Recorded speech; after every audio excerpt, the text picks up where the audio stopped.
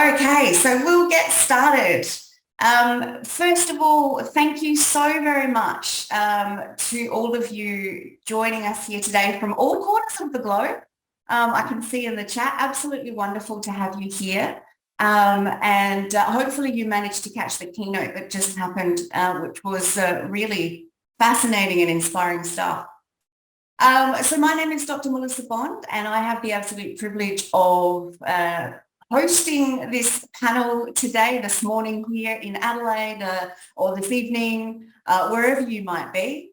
And we are here today to talk about AI and learning research state of the field. And I want to heartily thank the panelists who have generously given their time to join us today. We have with us Dr. Helen Crompton from Oldenburg University, Dr. John Bai from the University of Oldenburg. We have Professor Sdenka Zobeida Salas-Pilco from Central China Normal University, and hopefully she'll join us in time for her part. So I've got some technical issues. And of course, we have Professor Olga Viberg from the KTH Royal Institute of Technology in Sweden. Now, each of our panelists will be introducing themselves, I'm sure, and giving you more information. But before we go any further into the panel, for me, it's really important that we do an acknowledgement of country. We here at the C3L in University of South Australia, we're hosting the conference this year, and a lot of us are joining you from the traditional lands of the Kaurna people. And so I'd like to pay my respects to elders past, present and emerging. And I want to pay my acknowledgement to the First Nations peoples and perhaps First Nations peoples from where you're joining us from today. So we are focusing this panel on these four particular questions. And the way that I chose to run this particular panel was to ask each of our panelists to address these four questions within their own presentations. So each person is going to be having about 10 minutes to speak about their own research and about their own area.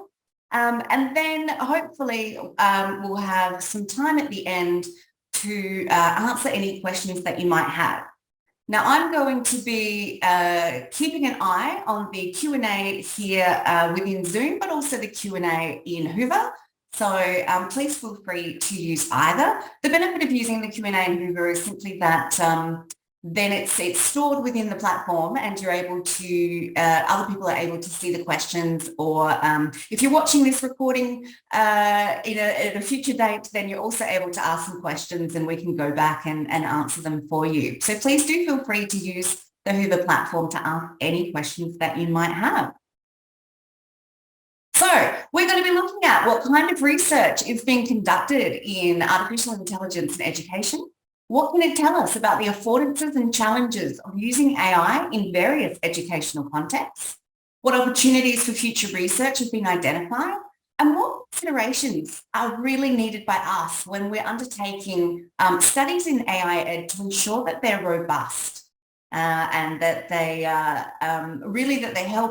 help us to gain further understanding and to gain further insight into the field. So without further ado, I'm going to stop sharing my screen and welcome Dr. Helen Crompton, who will be taking over, and we very much look forward to her presentation. Wonderful, thank you very much. I'm just going to jump in sharing the screen. Okay, so I'm Dr. Crompton, Helen Crompton. I'm an associate professor at Old Dominion University in Norfolk, Virginia. And so, as you can probably tell from those, I could see all the different countries appearing from all the different attendees. And I'm from the UK, but I came up to the US 15 years ago with my passion for technology. So I'm also the director of the Virtual Learning Lab, the Technology Enhanced Learning Lab, and the Virtual Reality Lab.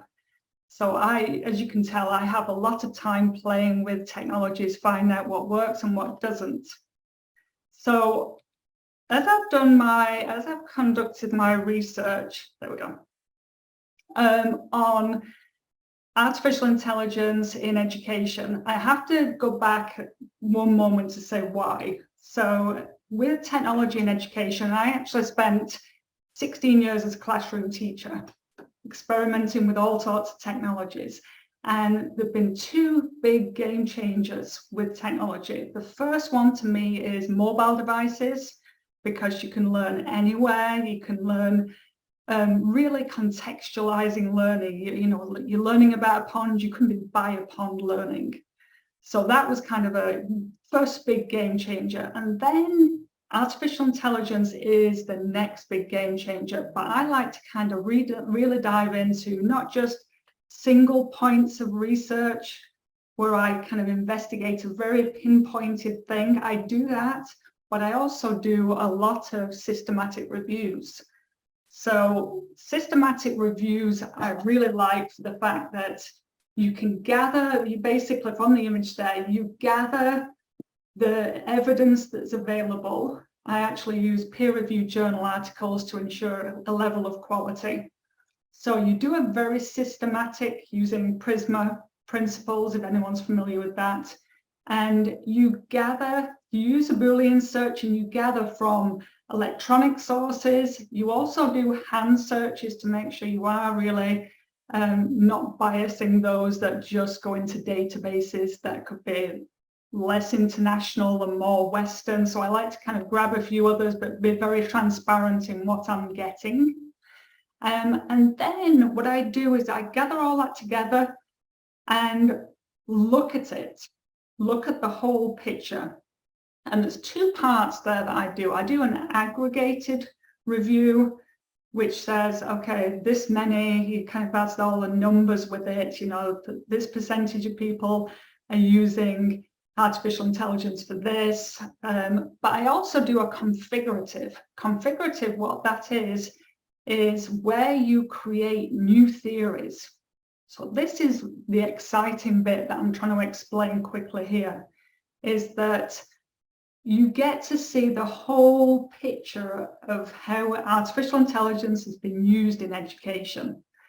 And by looking across that whole picture, you get to see, oh, look at this trend here, look at this trend in how it's being used here, to then be able to report that, to find out what's happening. I have done various reviews, 2 in K-12, so that's younger students, and at the moment I'm doing 1 in higher education. So this is some of what I've found from K-12, but also you'll see parts of higher ed. So the main things I'm looking at: educational disciplines, where it's used, levels, what methodologies people are using, and the purposes of doing the research, volume and geographical locations. So what I did, again, because we don't have a lot of time, so I'm kind of giving you the big overview as much as possible here, is when I looked at all that information, there were 3 trends in the way it's used. So AI was being used for pedagogical roles. They were also in subject content, specific subjects, and administration. So let me show you a little bit more to explain that. So pedagogy, this was actually the largest area.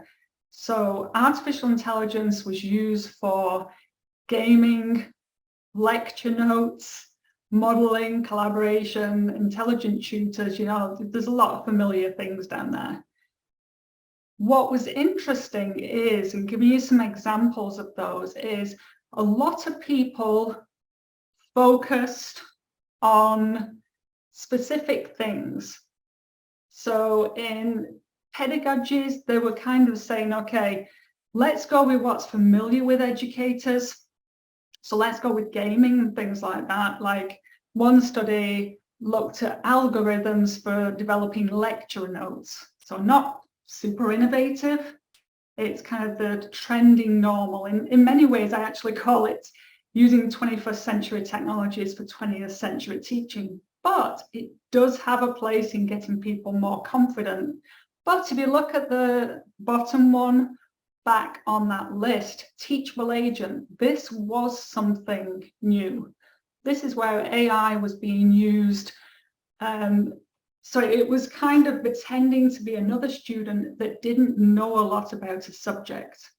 And the students were training this thing, they were teaching it. And by teaching it, those educators in the room, you know that that's one of the best ways to find out what students know and what they don't know. Because what that happens is they often feel like they know everything, but when they try and teach it to somebody else, they struggle. So this is a great way to use artificial intelligence. This was kind of more innovative. The next one, subject content. This was interesting to me. Maybe to people here might think, oh, this is what I expected to see. But there was no real focus on anything other than writing and language. Learning languages was huge, and writing with things like Grammarly, which people again are familiar with, were the only ones we saw in the whole of gathering 200 and odd artificial intelligence studies. That could be again due to adoption from people being familiar with things and kind of going, oh, that's great for that. But also I actually think this is also because writing skills cuts across subject areas. So really, if you're developing an artificial intelligence tool for writing, it's not just going to be used in writing, it can be used all the way across. So that's subject content. Administration, this is what we get to see a lot of. Student tracking, prediction, diagnostic tools, and assessment. So AI being used in those. What I'm finding in higher ed is pretty much, I would say 80%, this is guessing off numbers that I've just been going through, but is on prediction, dropouts, prediction, and prediction for, you know, what level they're going to achieve by the end of the course. So that was interesting. It was a shame though, because I think there's so many other opportunities for administration to be able to use AI in different ways rather than trying to look for the dropouts and the usual suspects. So the gaps, quickly covering that, is we found the obvious one, teacher professional development. We need so much more professional development to not only educate, but reduce the fear. And then across subjects, we need more subjects. It's difficult, for example, mathematics, using AI because it can only be used for certain things in mathematics, but it would be good to see the spread across because it can be used in so many subjects. Again, administration tools to kind of add on to really see the value of artificial intelligence. And another side note here is a lot of it was all quantitative. If we actually look at more qualitative, we cannot just find out did it work or didn't it work and the numbers. We can also find out why. What is artificial intelligence giving us that perhaps other tethered general technologies couldn't? And I put the references there as well in case anyone wants to have a look at some more of those in depth.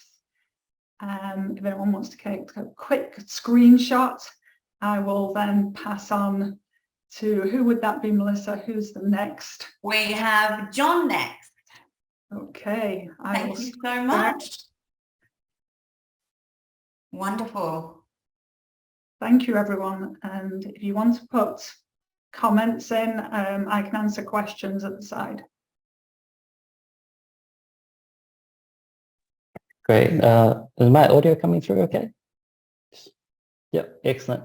So thank you, Dr. Crompton. You've done half of my job for me because I'm also talking about a systematic review and you described the process so well. I feel like you'll definitely cut some off maybe an over lengthy presentation that I've put together.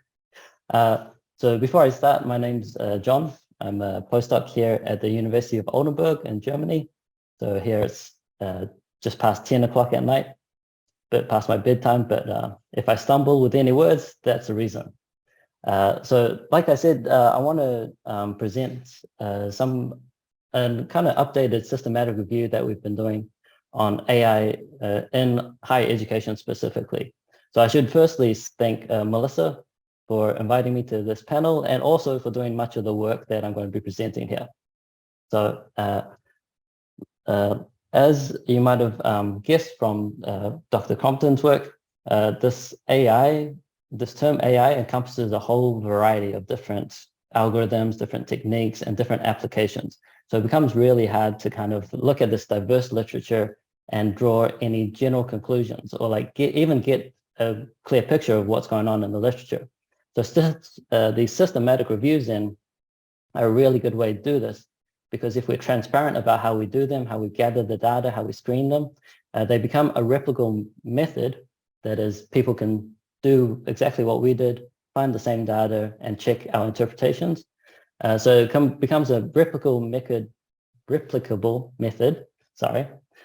for taking snapshots of the literature, basically.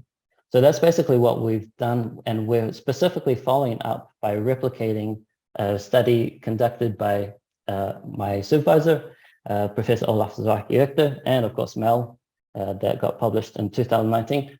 Actually, I might drop the link right here in the chat so that anyone that's interested can go follow that original paper there. So just to give you guys a brief outline of what they did, because, you know, we did exactly the same. So covering their methodology, covers our methodology too.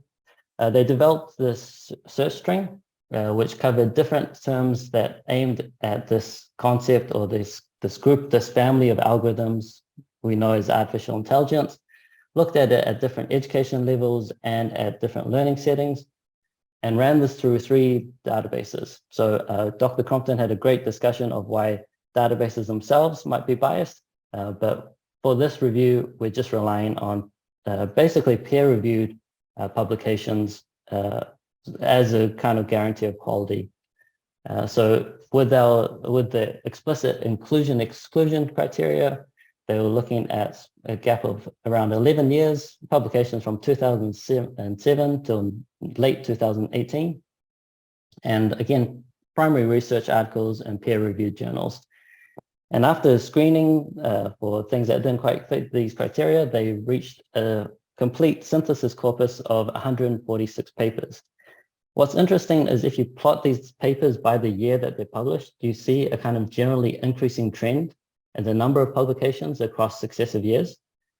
And if you look at the individual contributions by the first author of different countries, yes, absolutely. Absolutely be king for a club. If you take these 146 papers and you look at the country that the first author is affiliated with, you see that a lot of the contribution actually comes from the United States, followed by China, Taiwan, Turkey, and the UK. These make up the top 5 in this 2019 review. And this review covered a lot of things, which again, because of time constraints, I won't be able to go through. But 2 of the conclusions that are quite interesting is that the review noted that there's very few papers that discussed ethical issues around AIEd, or that were led by first authors who were affiliated with education departments.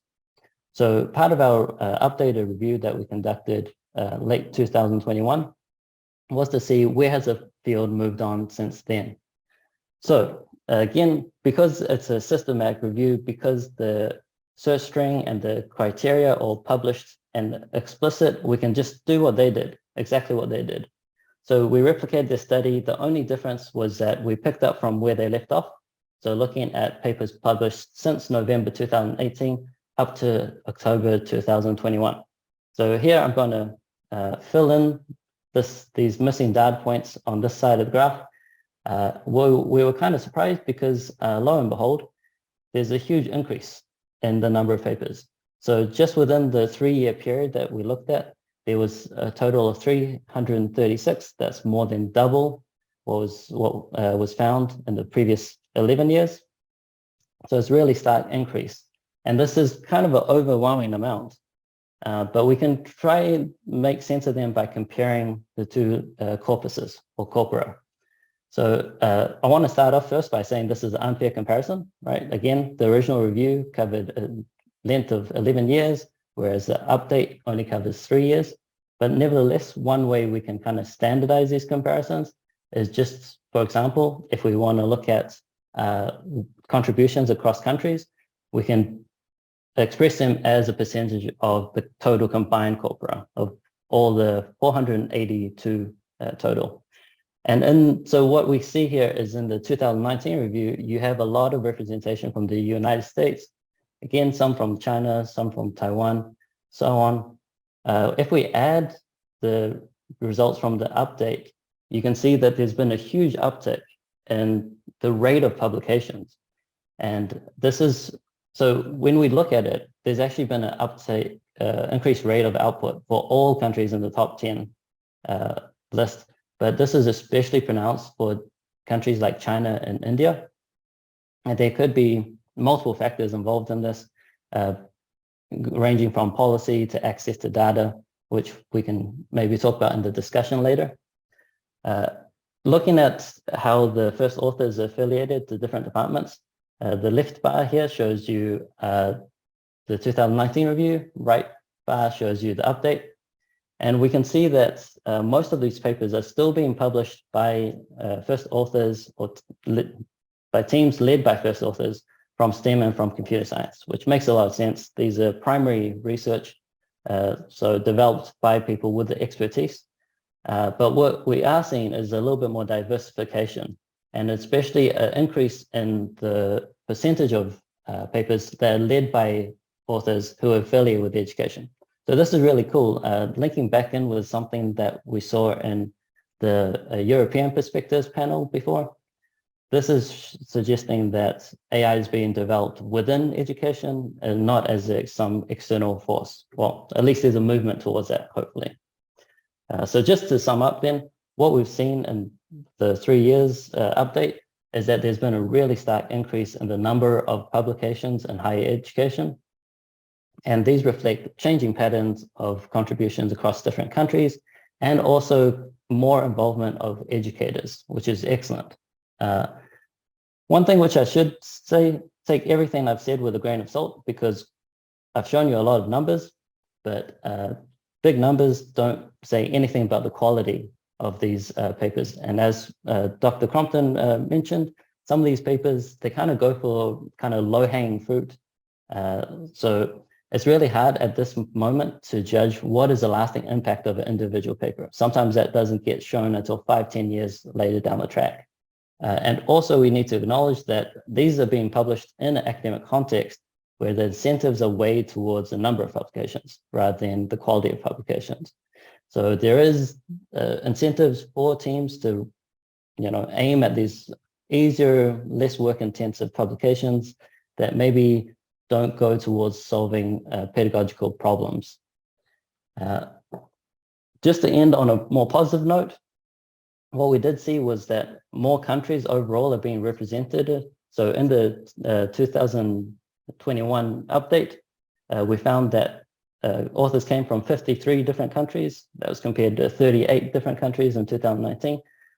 And so what this suggests is that this nascent field of AIEd is becoming more widespread, which is showing us that there's some opportunities for collaborative, international, and interdisciplinary research.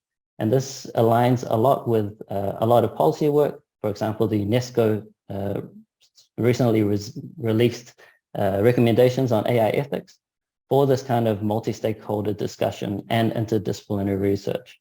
So I think that's kind of a cool thing. Again, couldn't cover much of the content of the reviews, so direct everyone to the original paper and to this paper when we get it released.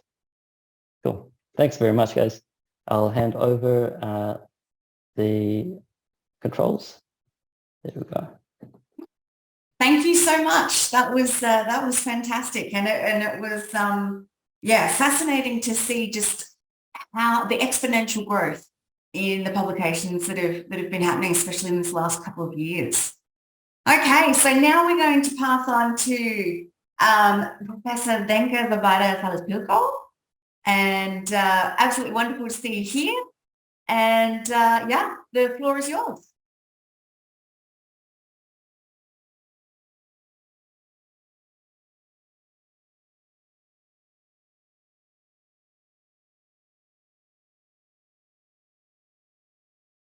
Your microphone's up.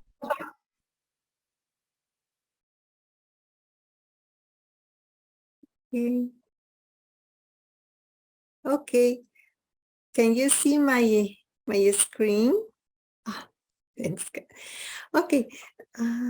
Welcome. Hello. Welcome, everyone. Good morning. Good morning. Thank you for the kind invitation to this panel.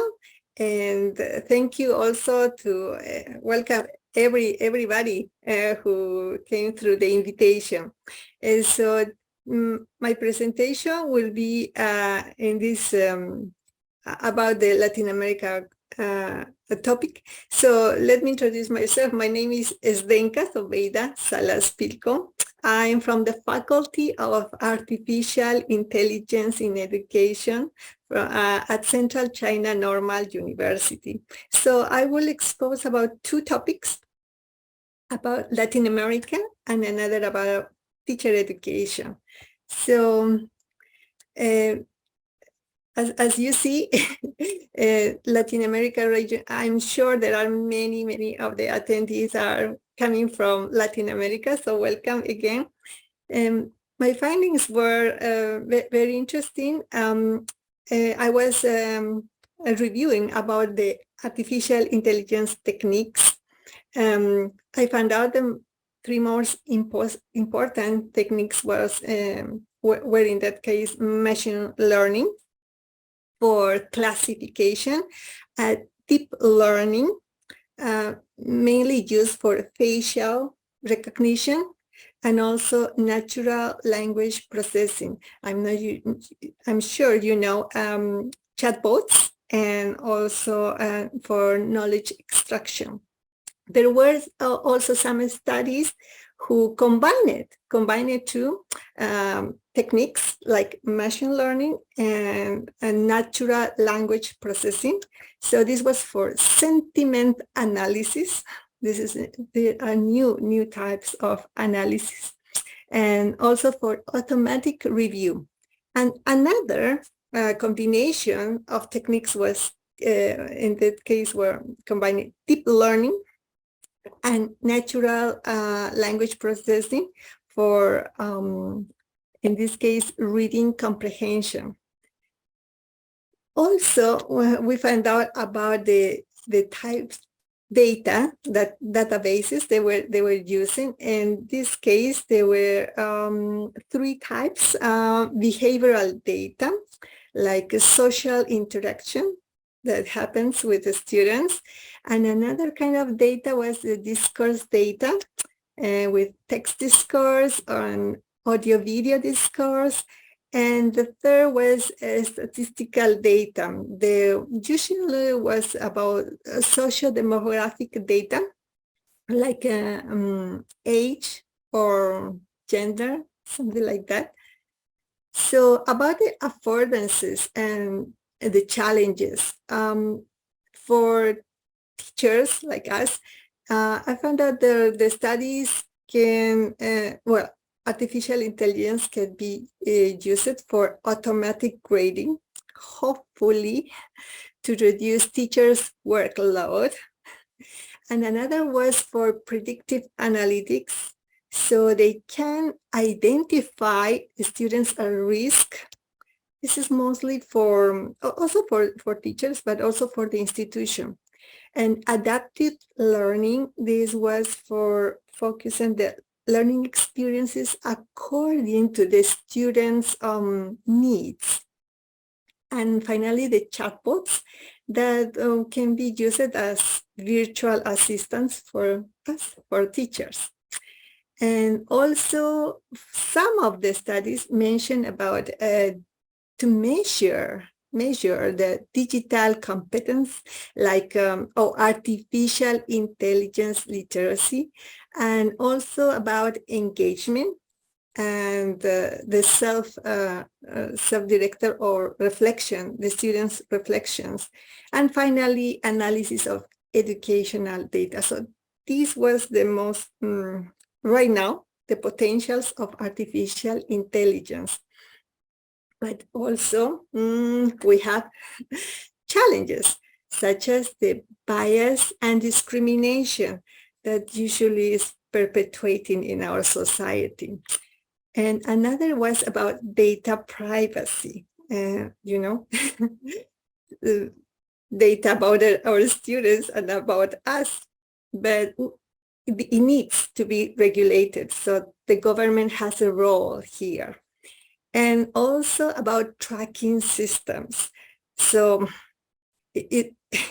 actually, this is not just in the school, but we right now in our smartphones, we have this tracking system working right now because they are capturing our actions and preferences. And according to that, they are giving us recommendations.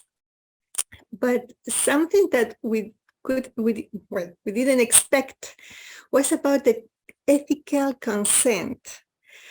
Only 60%, not only 60% of the studies didn't mention. So we were very surprised. They asked the ethical consent to the students or the participants, only 16%, very short amount, and very little. And also 10% for the institutions. But most of them didn't mention about the ethics, which is very important. So I think this can be changed in the next years, hopefully. And finally, the opportunities for research is technology is developing so fast. So there are coming new techniques. So this may be deep learning and natural language processing. It will be like past because technology develops very fast. So I recommend to do research with these new techniques that are coming. And also the review we carry out was about teacher education. So students who are studying education in the universities. So it will be very important to measure and to know about what is happening with in-service teachers, the regular teachers. And finally, studies that needs to include parents and the community. So that will be opportunities for the studies. And finally, the considerations for these studies could be about the use of multiple approaches. This is very important because most of the studies were for engineering or sometimes computer scientists, learning analytics, and they were sometimes, the quantitative, giving more importance to the quantitative data. But we need to combine also the qualitative perspective. So this will be very important in research. And another thing is the high quality data. So what kind of data, the data sets, we must pay attention and be careful because as we know, garbage in, garbage out. So if we don't have high quality data, so our conclusions won't be valid. Finally, regarding to the Latin American region, it's very important to the awareness of the educational stakeholders, the authorities, the decision makers, about to understand the potentials and challenges of this technology, artificial intelligence, in order to make it the best decisions for our society. So this is my presentation. Thank you again, Melissa. Thank you, everyone. Thank you so much. Absolutely fantastic. And I will just mention, I'm pretty sure you've also just published a review looking at students with special educational needs and disabilities. Am I right? It, it was about inclusion, but from the social, cultural perspective. About special needs, there are a lot of studies, so I just focus on those minority groups that we don't mention about the difference of language, difference of context, the learning context, the difference, and not only of disabilities, mostly about the culture, you know, the diversity in order to be included. Yes, I also wrote very recent, yeah, just 1 month ago. Yes. Well, perhaps whilst Olga sets up her presentation, perhaps you could pop it in the chat, the link to it. That would be great. Okay, thank you. Thank you. I will just start sharing. Let me see. And I need the screen mode. This is fine. Yeah. Okay, so welcome to my short presentation. My name is Olga Viberg. I'm Associate Professor of Media Technology with a focus on technology enhanced learning. So I have been doing mobile learning as well. I was in the recent years, I've been doing a lot of learning analytics research and also focusing on the responsible learning analytics. So currently I'm also coordinating the SIG, International SIG on responsible learning analytics. And we now see a lot of use of AI together with learning analytics. So I've started to dig in this area a bit more, and also in regard to what our previous panelists talked about the role of culture and context in how people interpret or how they perceive responsibility in different aspects. So I'm not going to talk about systematic reviews. I'm going to talk about what does responsible AI in education can mean and what we should maybe think about. So we have seen quite many different news out there about the potential harm and what's already happening in schools and in higher education. I would say much more AI used in K-12 compared to higher education, but it's coming more than we think of and more fastly. So already in 2004, Andreas Matthias introduced what he called the problem of responsibility gap with learning automata. So it was almost 20 years ago we have started to talk about it. So in a nutshell, intelligent system equipped with the ability to learn from the interaction with other agents and the environment of the context will make human control and predictions over their behavior very difficult or even impossible. They're getting more autonomous, more independent and more kind of unpredicted and uncontrolled. So, but human responsibility requires knowledge and control. And what happens in schools, what happens in education is who will take this responsibility, basically. So more recently, in the recent years, the concern of responsibility gap has been also raised by generally in relation to artificial intelligence that is not any technique designed to solve problem traditionally assigned to human intelligence. So risk of gaps have been identified in relation not only to the technical capabilities of these systems, but also to the opacity, complexity, and unpredictability that this system can generally display. So what is responsible AI? The term responsibility may have different meanings and there are different definitions. So one of the definitions we can talk about is the Hart's classical account, at least 4 senses, including the role responsibility. So taking different stakeholders' role in that, teachers, students, school principals, even municipalities and up there. Causal responsibility, what are the different relationships between different types of actions happening and different entity stakeholders, capacity responsibility, and also liability responsibility.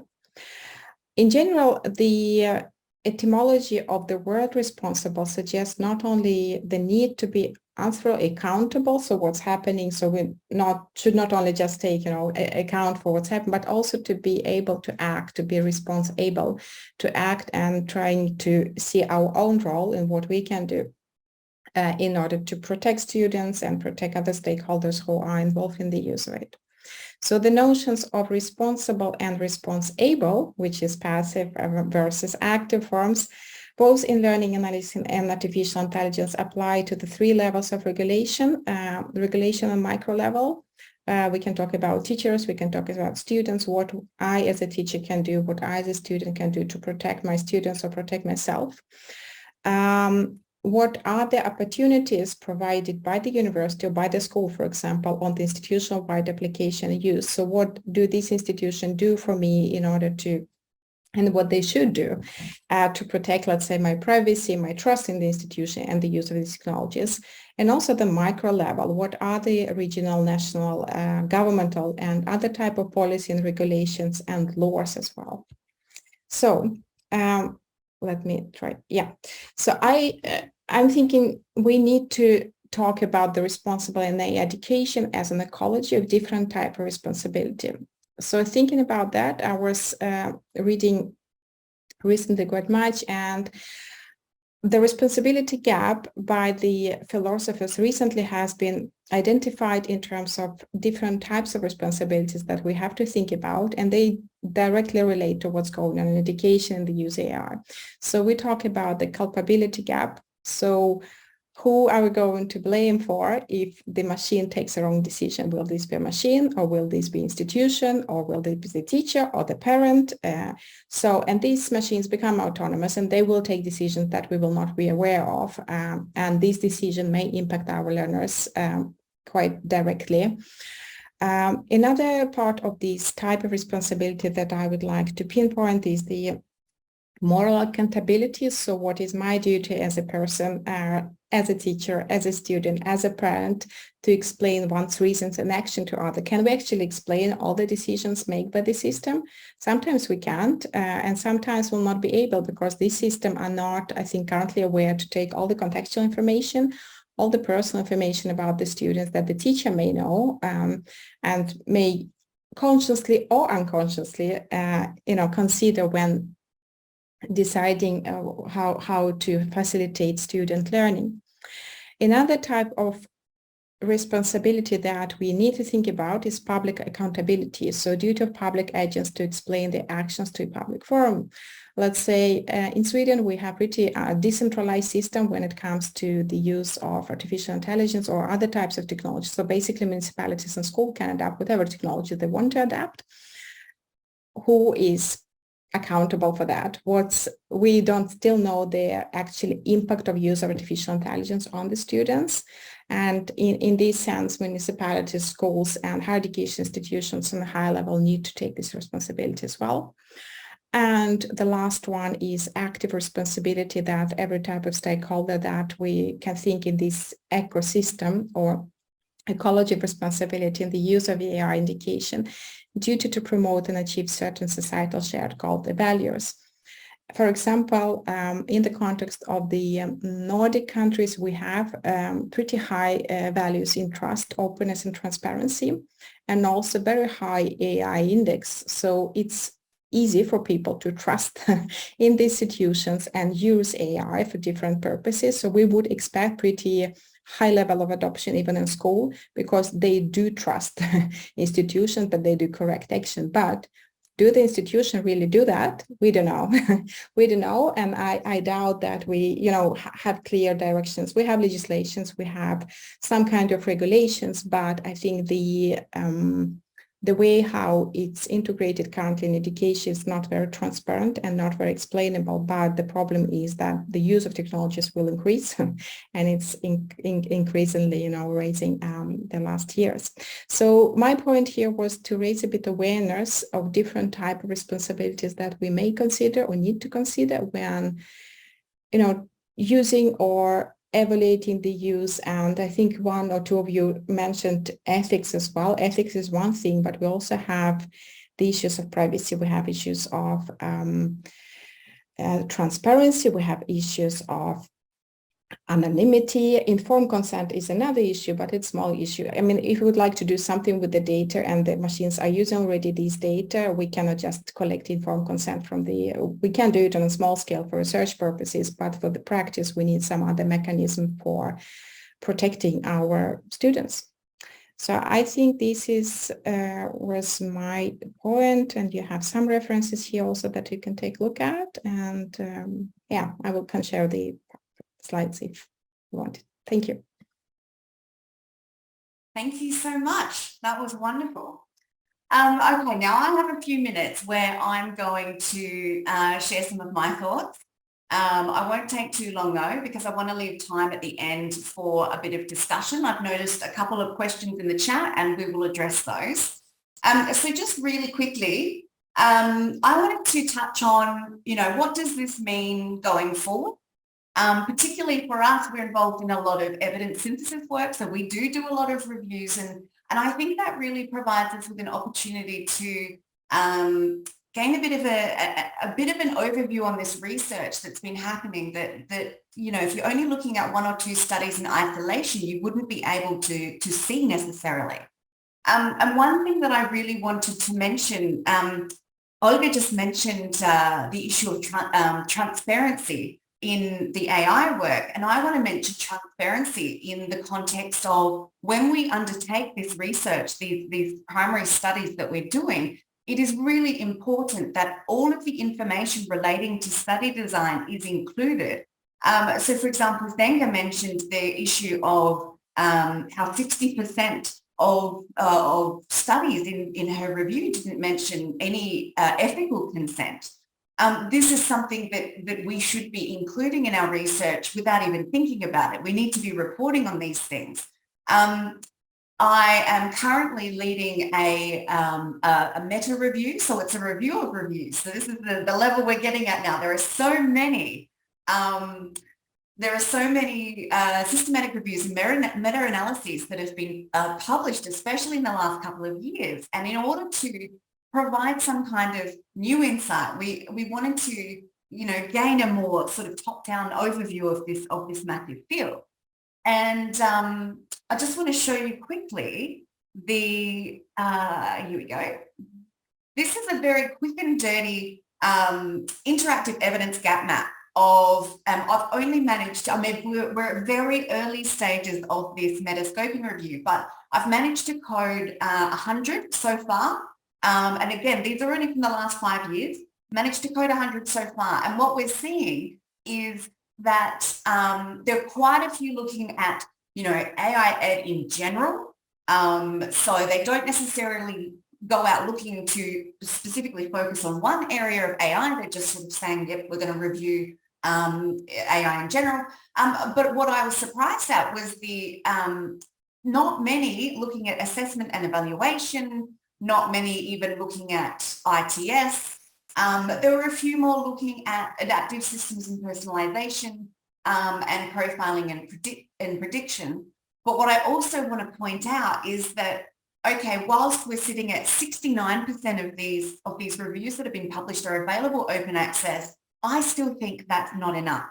So my call to action for you as researchers in this space is to try to not only be transparent in your reporting, in your methods, how you're going about this research, but that you're transparent in terms of publishing, in terms of making your research available, in terms of making if you're doing a review as well, making your search strategies replicable so that they can be repeated, updated, so that we can gain further insight in the future. So I just wanted to take those few minutes at the end just to give my 2 cents, I suppose, on evidence synthesis in this space, in artificial intelligence and education, but also in education in general, because that could apply to any topic really. And I have questions for our panelists, so I'll stop sharing. Now, is this published? No, we're currently still working on it. I think, as I said, I've only quoted 100 and only the metadata, some basic information. I have at least 100 to go, I think. It's a lot of reviews that have been published. So as soon as it's out, I'll let you know. But my first question is going to be to John. We had a question in the context of the reviews that you were talking about. Is teaching and learning, are they interchangeable concepts? Was the question in the chat. Yeah, so that's an excellent question. and you can go on many levels to that. So on the very surface level, we included both terms into the search string. That's just to get a wider net to try capture more of the literature. From a fundamental level, because my background is in psychology, I see learning as a very distinct process. But if you look at it from an educational perspective, and especially constructivist perspectives of what learning actually is, then you could say that, knowledge generation happens through interactions with other people. So you're doing a bit of learning, a little bit of teaching. But that's going deeper than I think the question asks. For the systematic review, we included both those terms just to cast a bigger net, basically. And I'll probably chime in there as well. It was also to try and capture any more education literature, either dealing with the process of learning or dealing with teaching. That was one of the other reasons. Brilliant, thank you. The next question is going to Sdenka. What do you mean by learning context? Just unmute yourself first.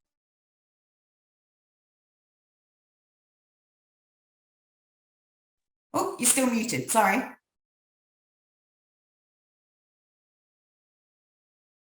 Now, thank you, Melissa. Regarding to the context, it's very important to understand the situation of the students or the situation of the study. And it's not only the location, but all the I focus mainly on the cultural things, and then also on the social perspective, because it's different. I realize it then through my experience working in different countries. I realize it's different working in Latin America, it's different working with children in Japan, and also did research in South Korea, in India, and in Hong Kong, and now in China. So I understand that it's different, even from the language perspective. The understanding is completely the differences we must to approach for researchers and policymakers, parents, students, and the community. So when I did my main PhD studies, I had to focus all the community in order to understand deeper how to approach better to the learner. So that was my understanding of the context, to involve all the stakeholders, respecting not only the government, not only the principal authorities, not only the teachers, not only the parents, but mainly listen to the voices of the students, even if they are so little, like kindergarten students or elementary school students. They have a voice, they have a thinking, how they are using the technology. So that was very open-minded. Open my eyes to see the technology from these different perspectives. So we had meetings where a student, elementary school student, had the same voice in a dialogue, in the discussion with the regional director in the same desk, in the same table. They were, no, we think the technology is for it's completely different, just having a conversation among adults rather than involving the students. So that's what my main contribution to the academia. Yes. Thank you. And Olga, you've got your hand up. Yeah, I would like just to, add a little bit. I was thinking it's not only about how they use technology, but also how they learn. Let's say, how do they look at collaboration, how they look at self-regulation, how they actually do it in their societies or cultural context. But then we can also talk about education cultures, education context, which can differ between, countries, but also within the country. So I think this is also important for the designers of AI educational tools, and also for the evaluation of different interventions, like whatever you would like to investigate, you need to understand what people value and what they may consider the social norm, in this part of society. So this is just an addition to what Sdenka has mentioned. So thank you. Thank you for that. And yeah, Helen's just put in the chat subject context as well. Absolutely.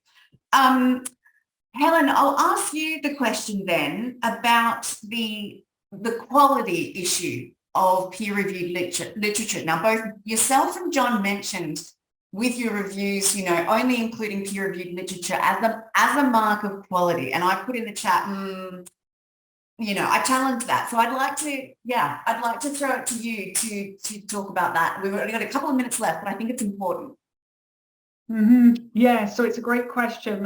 We've got it so many times from reviewers. So peer review process is something that everybody recognizes, and it provides some level. So we're not saying it's a perfect level in the slightest, but it's some level. Even though they've been peer reviewed, it could be different for journals.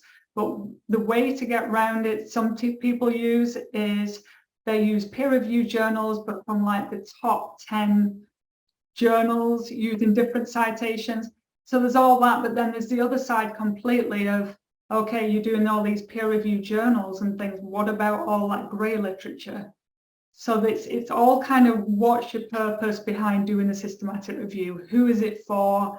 And that people also do their own kind of criteria for academic work. That's heavily critiqued often because, okay, you're saying that's a higher level than that. So we probably need some study to make sure that we have a great system to be able to do it. But the recognized one at the moment is peer-reviewed journal articles. So we kind of go with that. And do you normally, with your reviews, do you normally use a form of a quality assessment tool or something that you go through a step of quality assessment of the literature that's included as well? That's a good question. No, we don't. So all we're using is peer-reviewed journal articles to show that level of quality. There's various systematic reviews that do run through some system like I was describing, but again, they get often critiqued of, okay, why are you putting that in your criteria? So we kind of stay clear of it, but we do add things to the limitations in, kind of the fact that they're just in journal articles. So that type of thing, but I've never chosen to do that. Okay, interesting. Well, I'd love to talk to you more about it because this is it's definitely a big question. And actually it is part of the process of the meta review that I'm doing is we are going to be looking at the quality of the reviews that are being published and whether or not they are using quality assessment tools and whether they are reporting their full search strategies. So I think that's going to be fascinating. Right, well, we've run out of time, but I just want to thank you so much for being here no matter what time of the day it is, whether it is morning, noon or night, and for some absolutely wonderful insights into the research that you've all been conducting. I think you've each brought something different to the table and together, it's lovely to be able to sort of synthesize some of this information, synthesize some of this work. So thank you so much to all the attendees and yeah, please reach out. If you've got any other questions, then please don't hesitate to put them into the Hoover platform because that's something we can access at any time. And thank you so much. I release you to the rest of the conference. Enjoy.